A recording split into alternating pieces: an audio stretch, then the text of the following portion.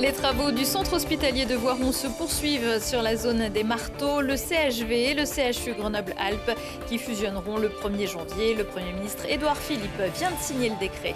Octobre Rose, ça continue. La campagne de sensibilisation au dépistage du cancer du sein se poursuit en Isère à travers de nombreuses actions et notamment des ateliers d'autopalpation. Et puis, même s'il n'est pas encore officiellement candidat au municipal à Grenoble, Olivier Noblecourt pourra compter sur le soutien du PS isérois. La décision du Bureau national se fait encore attendre.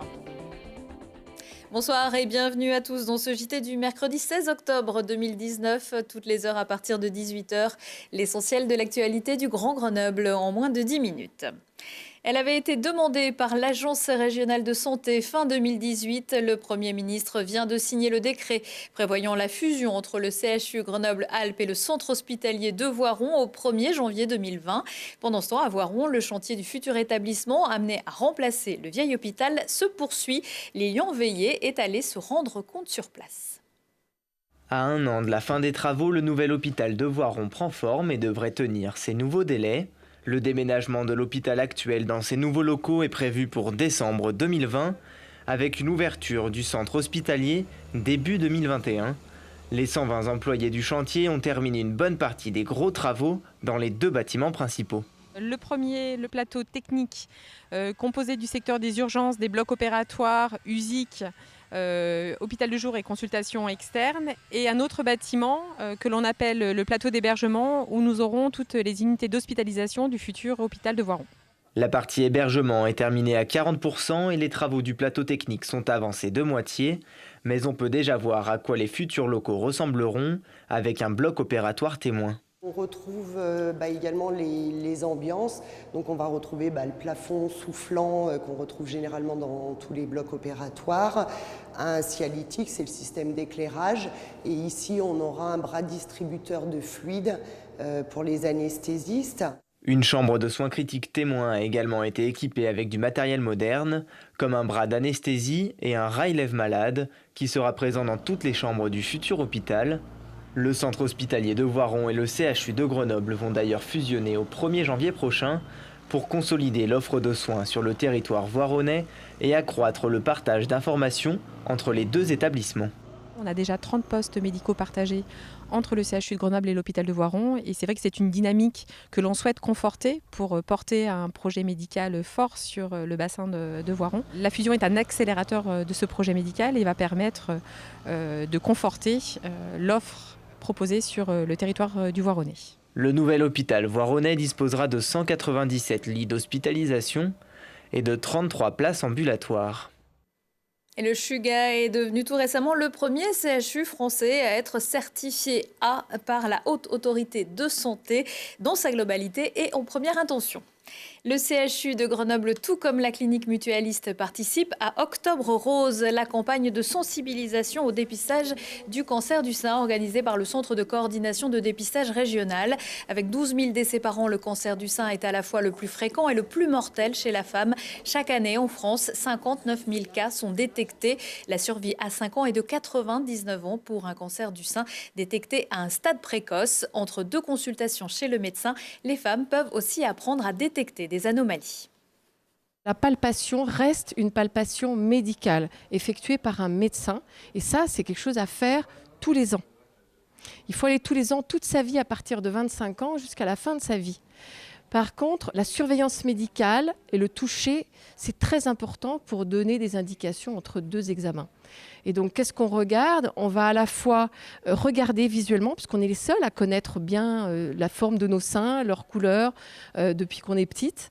Ça va être de regarder s'il y a un changement de pigmentation, si la peau à un endroit fronce, par exemple, si la peau est attirée vers l'intérieur, s'il y a comme une fossette ou de la peau d'orange, comme si on avait de la cellulite, sur le sein est cabossé, c'est tout des signes de quelque chose qui se passe à l'intérieur qui doit nous éclairer sur le fait qu'il faut absolument en parler à son médecin pour que lui puisse intervenir. Il ne faut pas attendre, faire l'autruche, parce que ça va contre, le temps joue contre nous.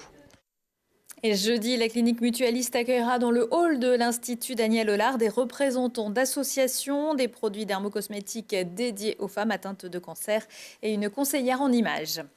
Le nouveau doyen des Français est isérois. Marcel May habite à Saint-Romain-en-Galles, pas très loin de Vienne. Il est né le 12 juillet 1909. Il a donc 110 ans. Le super centenaire succède à Roger Auvin, décédé le 13 octobre à son domicile du Poitou à l'âge de 111 ans. Marcel May est plutôt en forme. Il vit seul dans sa maison, mène une vie saine et régulière et joue beaucoup au Scrabble. Il est aidé par sa fille unique, Nicole, âgée aujourd'hui de 82 ans, par une dame de compagnie et des aides à domicile.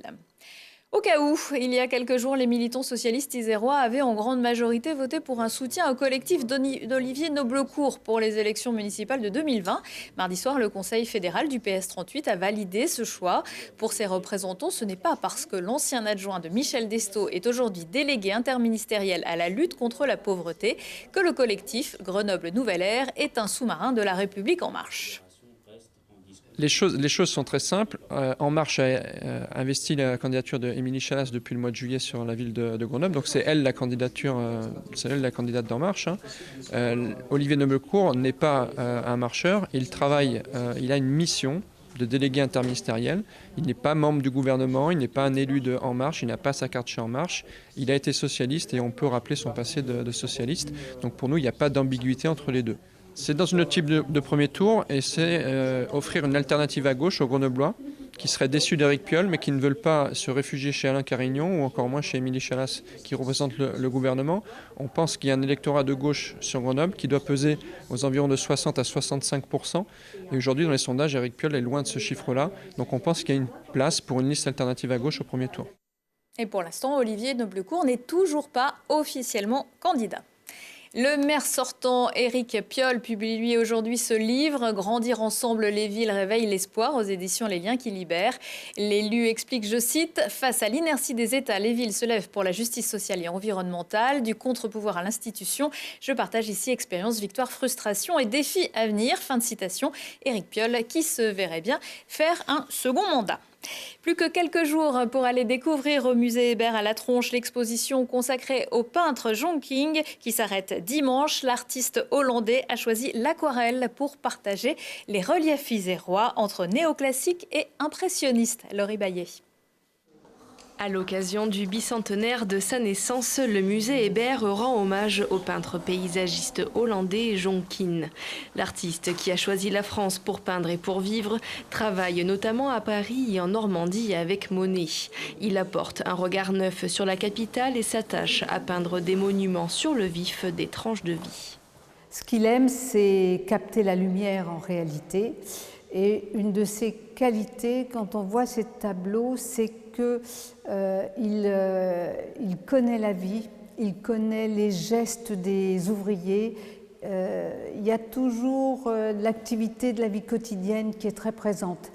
Les tableaux ne sont pas seulement animés comme on le faisait à la période néoclassique, ils sont très vivants. Une fois à la retraite, John King s'installe en Isère.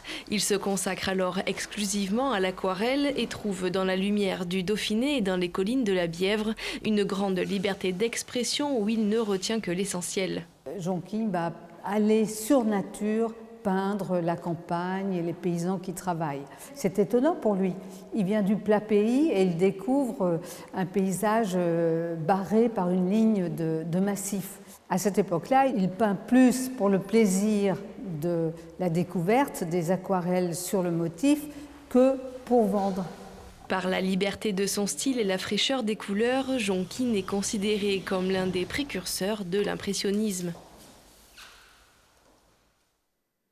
Affaibli par l'alcool et les troubles mentaux, devenu paranoïaque, John King est interné à l'asile de Saint-Robert à Saint-Égrève où il meurt peu après, le 9 février 1891.